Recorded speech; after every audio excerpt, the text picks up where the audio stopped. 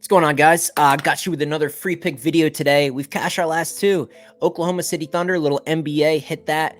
Packers over the Vikings in primetime, hit that. And here we are again, coming into a Saturday night game.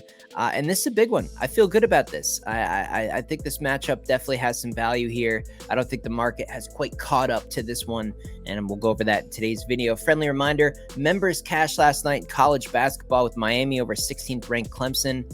And we're coming off a bad week in NFL. If you guys are interested in being a member, it's $30. You get the whole month of January.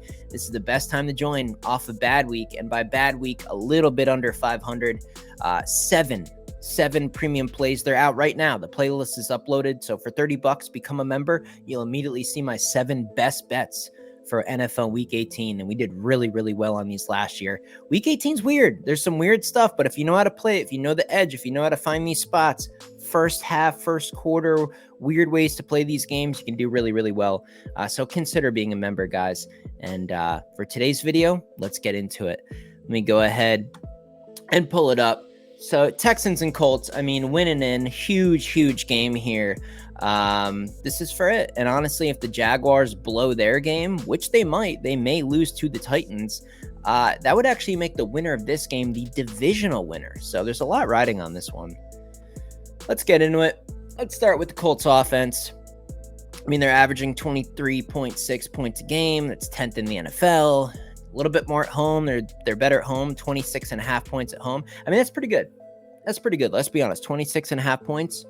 That's solid in the NFL.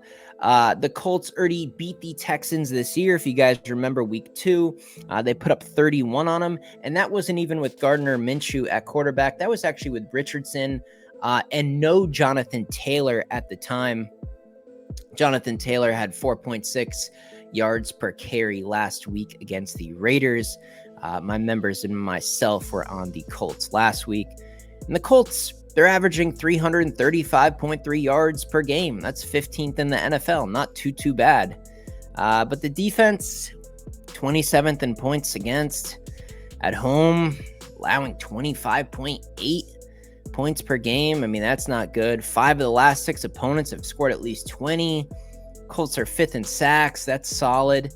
But they allow 5.2 yards per pass. That's 18th in the NFL. I think that might be able to give CJ Stroud some hope here. It'll be interesting. But if they can get pressure on him, that's another story. Texans offense tied for the fewest takeaways. That's great for a game like this. That could be the difference in a game like this. Scoring 22.1 points per game. That's 14th. 4th in passing, and they're only averaging 3.8 yards per carry on the ground. So I don't know. I mean, do they become one-dimensional here? Do they have to pass it? Is that even a bad thing? I mean, we kind of saw that with Washington over Texas. We all knew Washington wasn't really going to be able to run on Texas. It didn't matter. Penix absolutely gashed them through the air, and are we seeing a mirror image of this in the NFL? Sacks have been an issue for the Texans offense, but if he's getting the ball out quick, I don't know. CJ might have some success here. Texans defense allowing 20.9 points per game. That's 13th in the NFL.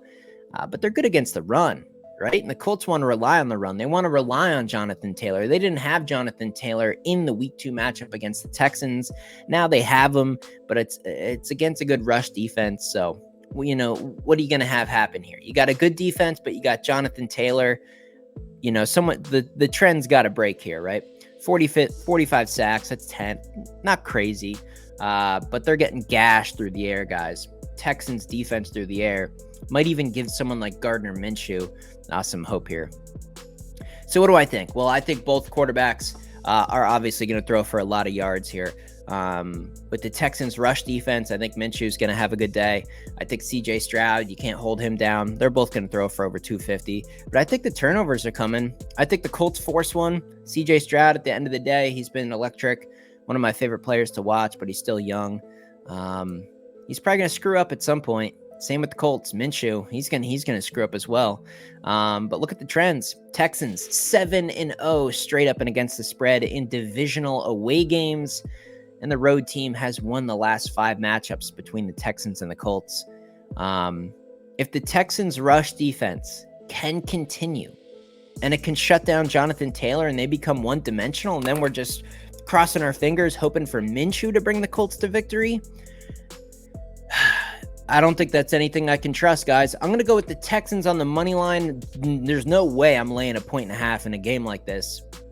But there was a big move from the Texans being a slight underdog to a slight favorite, even on the road in this spot.